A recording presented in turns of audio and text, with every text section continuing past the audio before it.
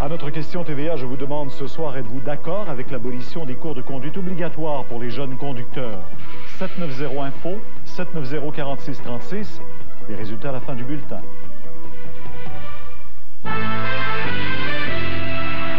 Trois jeunes morts dans un accident, seul le conducteur était attaché. Je comprends pas pourquoi il était pas attaché. Puis moi, c'est ça qui m'a sauvé. Olivier Panis prend du mieux. Le Grand Prix dit n'avoir rien à se reprocher. La Colombie-Britannique part en guerre contre le tabac. Les compagnies sont consternées.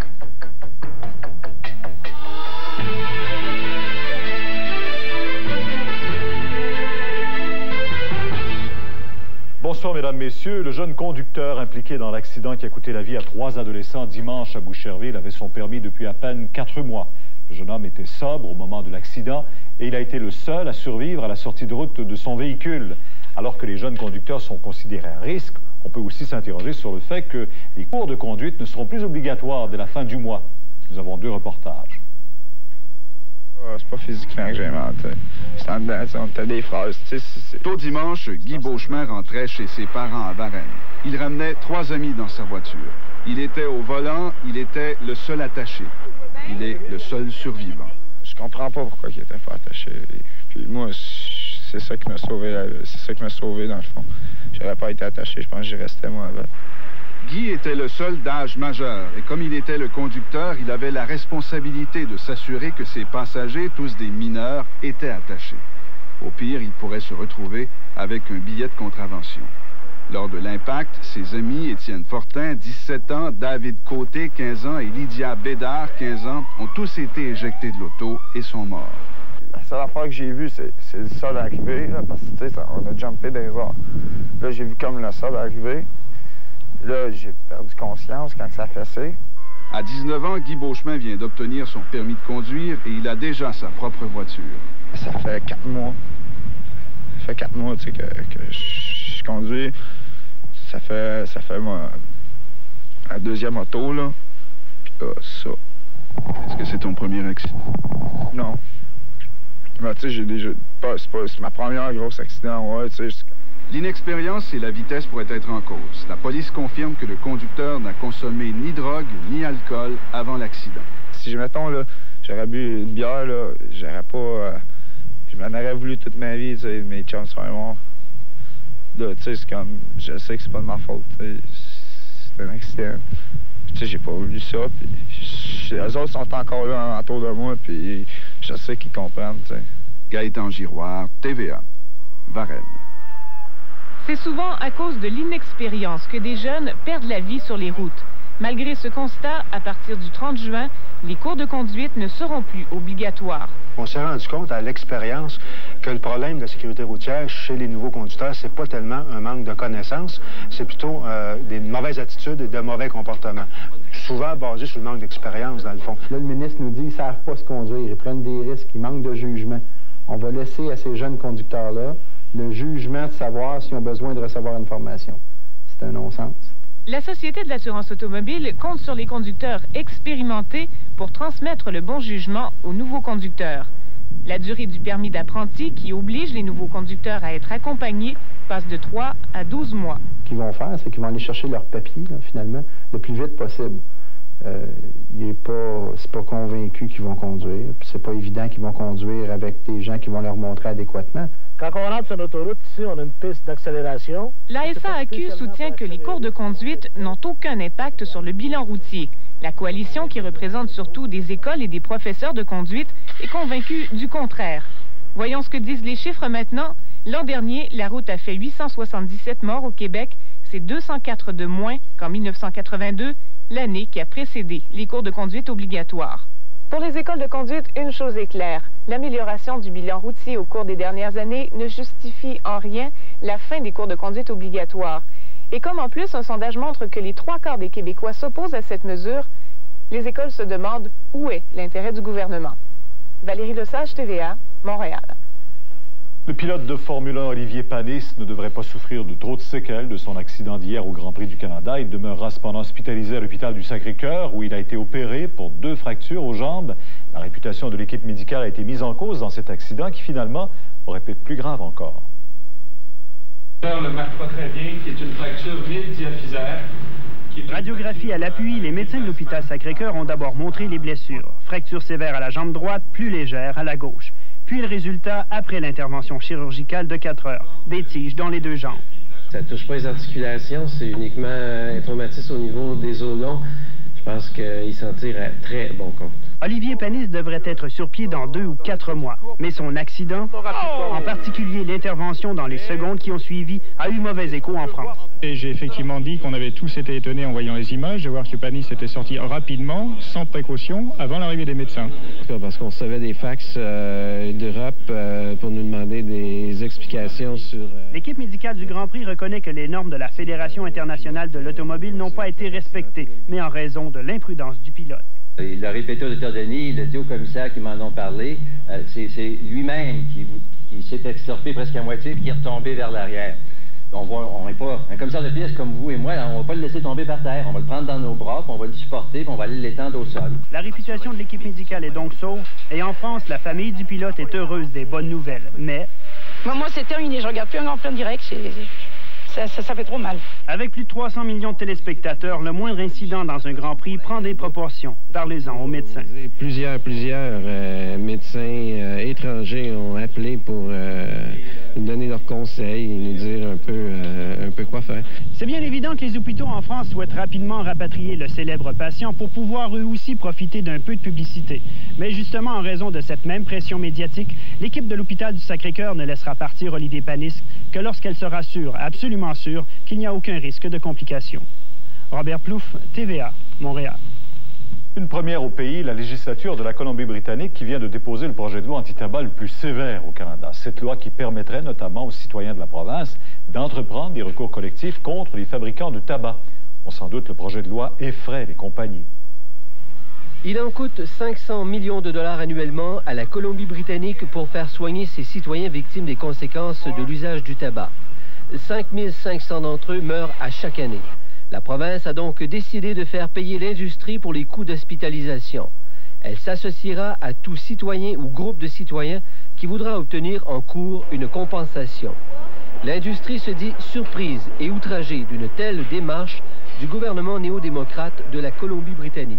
Elle rejette l'idée d'une entente entre elle et les gouvernements provinciaux, comme il en existe une aux États-Unis. La situation canadienne est très différente de ce qu'elle est aux États-Unis. L'environnement est différent, le système judiciaire est différent, les lois sont différentes. Alors, est-ce que c'est une situation semblable? Je ne sais pas. Il est évident que ce qui se passe actuellement à Victoria est surveillé de très près par tous les autres gouvernements au pays. Les coûts reliés au tabac sont estimés à plus de 3,5 milliards de dollars par année au Canada. Cette loi pourrait créer un précédent juridique. L'industrie se croise les doigts. Alors, est-ce que ça va faire boule de neige ou pas? Je ne sais pas. Charles Faribault, TVA, Montréal. Au match de la vie demain soir, en reprise, nous vous présentons 2 reportages percutants de la dernière saison. Y a-t-il quelque chose à faire avec les pédophiles? Demain, 20h. C'est une grosse vente dans le secteur de commerce au détail qui vient de se conclure et qui touche 123 magasins au Canada. La chaîne de magasins Kmart a été vendue pour 185 millions de dollars à un groupe d'investisseurs au nombre desquels on compte Capital d'Amérique, une filiale de la Caisse de dépôt et de placement du Québec. Kmart emploie 12 500 personnes au Canada. Le maire Pierre Bourque de Montréal vient de frapper un mur à Québec. Le gouvernement refuse d'amender la charte de la ville pour lui permettre de congédier 2 membres du comité exécutif, Pierre Goyer et Samy Forcillo. Québec préfère attendre et le maire Bourque devra prendre son mal en patience, lui qui a plutôt mal accueilli la nouvelle cet après-midi. Pierre Bourque ressort donc un peu amoché de sa courte visite à Québec. Il ne nous apparaît pas opportun de procéder dès à présent à l'adoption des dispositions législatives modifiant la procédure de nomination des membres du comité exécutif de la Ville de Montréal. Le maire Bourque est demeuré à peu près impassible lorsque le refus lui a été signifié. Il devra donc vivre avec les membres dissidents du Conseil, Samy Forcillo et Pierre Goyer, pour plusieurs mois encore. Mais Pierre Bourque a cependant pris bonne note lorsque le gouvernement a servi une mise en garde aux dissidents afin qu'ils ne nuisent pas aux intérêts de la ville. Pour que vous soyez tenus à vos devoirs de solidarité, pour que vous respectiez toutes les règles de la confidentialité et que vous contribuiez à la bonne marche de l'administration de la Ville de Montréal. Je sais que vous êtes déçus, je le comprends. Pour tout dire, Pierre Bourque est non seulement déçu, mais carrément aigri et n'en revient tout simplement pas. On fonctionne déjà, on va continuer comme on fonctionne. On fonctionne mal. Ils veulent qu'on fonctionne mal, on va continuer à mal fonctionner. 14 ans maintenant, je vais continuer à les dissidents, eux, étaient ravis, ne se sont pas gênés pour le démontrer, tout en promettant du même souffle de se comporter correctement. C'est sûr que c'est pas un mariage d'amour, là, je le conçois, mais c'est un mariage de raison. Vous savez comment il y a un mariage de raison qui fonctionne actuellement? On va aller dans ce sens-là. Pierre Bourque a donc quitté Québec l'air un peu penaud, car les modifications qu'il souhaite à la ville ne pourront entrer en vigueur de façon réaliste avant le prochain mandat. La question est donc de savoir si le maire Bourque pourra lui-même en profiter. Et ça, ce sont les électeurs de Montréal qui vont en décider en novembre 98. Ici Paul Larocque, TVA, à Québec. Michel Richard, méconnaissable dans une nouvelle télésérie qui sera diffusée à l'automne. Comme mon chum joue au chef. Regardez la cuisine. Puis les jumeaux dans la salle de bain. Un vrai champ de bataille. Et j'adore ça. Grâce à la formule améliorée du javelisant fantastique. Je fais de la recherche pour Dow, le fabricant du javelisant fantastique. Je peux donc affirmer que sa formule améliorée déloge les résidus de savon, enlève la graisse et tue les germes. Parole de scientifique. Et surtout de maman. Il est 2 fois plus pratique. Pour la cuisine comme pour la salle de bain, c'est le nouveau javelisant fantastique. Nous travaillons fort pour que vous n'ayez pas à le faire. Profitez de la vague Honda. Offrez-vous une Accord 97 édition spéciale tout équipé. 298 $ par mois, location 48 mois ou financement de 4,8 % à l'achat. Une SE tout équipée, air climatisé, régulateur de vitesse, groupe électrique, lecteur CD, roue en alliage, toit ouvrant électrique, frein ABS et bien plus. La Accord SE tout équipée pour un temps limité 298 $ par mois ou financement de 4,8 %. Profitez de la vague Honda. À notre question TVA, je vous demande ce soir, êtes-vous d'accord avec l'abolition des cours de conduite obligatoires pour les jeunes conducteurs? 790-INFO, 790-4636, les résultats à la fin du bulletin. Hey Normand, l'autre jour, je rentre dans une quincaillerie de machine outils. Le gars, il me dit, on va vous le commander, monsieur. J'ai dit, comment ça, vous n'avez pas en stock? Il me répond, écoutez, c'est pas un Renault dépôt ici. Je pense qu'il n'aurait pas dû me dire ça. Oh, pas vite, ça. Chez Renault Dépôt, tout le stock est sur les étagères. Ce qui est empilé jusqu'au plafond, c'est ce que vous voyez dans le bas des allées. Comme ça, vous êtes sûr de jamais repartir les mains vides. Et bien sûr, tout vous est offert à des prix imbattables. Des prix Renault Dépôt. Celui qui fait baisser le coût de la rénovation au Québec.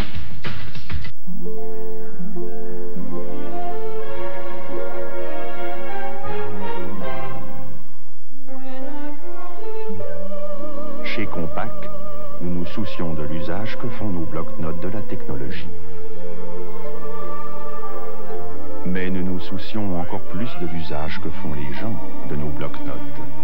Les blocs-notes Compaq Armada avec processeur Pentium d'Intel.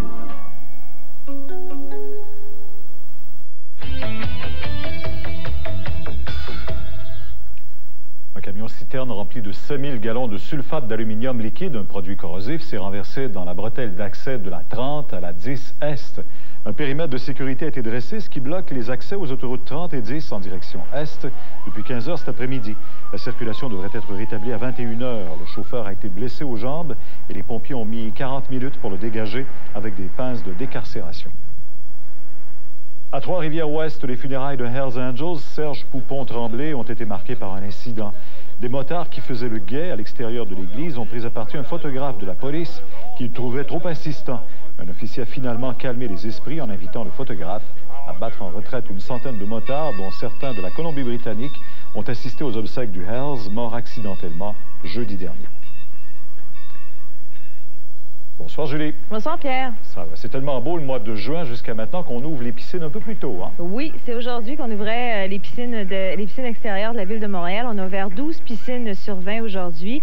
Il reste 8 piscines à ouvrir. Ça devrait se faire d'ici lundi. Il y a présentement des travaux en cours.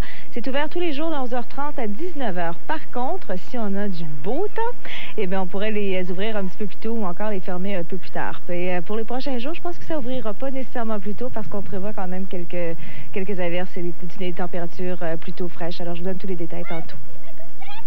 Le consensus est peut-être à nouveau possible dans le dossier des commissions scolaires linguistiques. Québec étudie actuellement une proposition du professeur Jean-Pierre Proulx. Le professeur de l'Université de Montréal suggère de procéder et de préciser dans le projet de loi 109 qu'un immigrant qui vote et paie ses taxes dans une commission scolaire anglophone ne rendra pas ainsi ses enfants admissibles à l'enseignement en anglais. À l'Assemblée nationale, le premier ministre Lucien Bouchard a réagi prudemment. Le gouvernement craint que cette mesure nuise à l'intégration des immigrants à majorité francophone. Est-ce une ouverture, est-ce un élargissement acceptable qui compromet l'intégration à la communauté francophone? C'est la question. Il faut voir quel est l'impact de la proposition qui est faite par M. Proulx. Le vice-premier ministre Bernard Landry, en mission au Salon aéronautique de Bourget en France, a annoncé plusieurs investissements au Québec. Héroux, le fabricant de trains d'atterrissage de Longueuil, va injecter 19 millions de dollars dans ses installations de la Rive-Sud. Le projet va créer 200 emplois d'ici 4 ans. La compagnie Messier-Doughty, un autre fabricant de trains d'atterrissage, va investir près de 7 millions pour moderniser son usine de Mirabel, ce qui va créer une 50aine d'emplois. La prochaine télésérie de TVA nous fera entrer de plein pied dans l'univers des paparazzis. Ce sont ces photographes de choc qui consacrent leur vie à suivre des personnalités publiques et à les croquer sur le vif, bien souvent contre leur gré. Cette télésérie, réalisée par Alain Chartrand, sera présentée au réseau TVA à compter de l'automne 97. Prenez les deux auteurs les plus populaires de l'heure, Fabienne Larouche et Régent Tremblay. Ajoutez-y une distribution imposante de plus de 50 rôles principaux et de 1250 figurants. Et mettez-y une intrigue où l'on soulève le problème de la protection de la vie privée, des scandales, et vous avez un avant-goût de la série Paparazzi.